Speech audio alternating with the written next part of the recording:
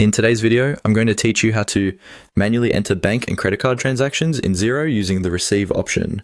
We'll start on the Xero dashboard. Once you're logged in, look for your main business bank account or the credit card account where you want to record the incoming money.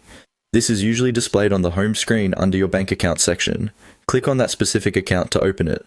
It's important to choose the correct account so that your records match your actual bank or card statement later on.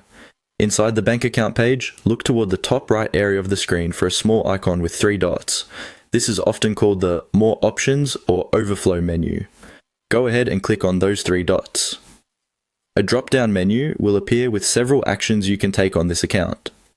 From that menu, select the option labeled Receive. This tells Xero that you're about to record money coming into this account, such as customer payments, refunds received, or any other income that didn't come in via an automatic bank feed. Next, you'll see a form for creating a new cash receipt.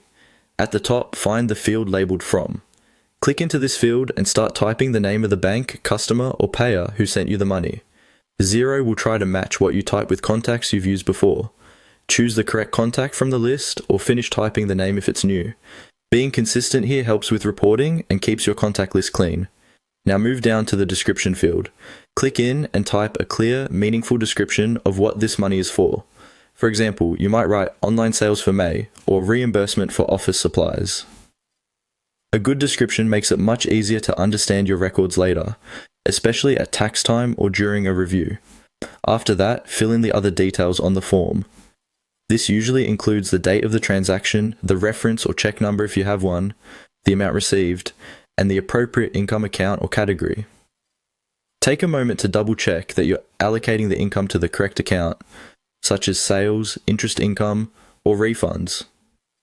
As you complete each field, follow any on-screen prompts or suggestions Xero provides. These prompts can help you choose the right account or tax rate, and they often guide you through required fields so nothing important is missed. Once everything looks accurate and complete, scroll down and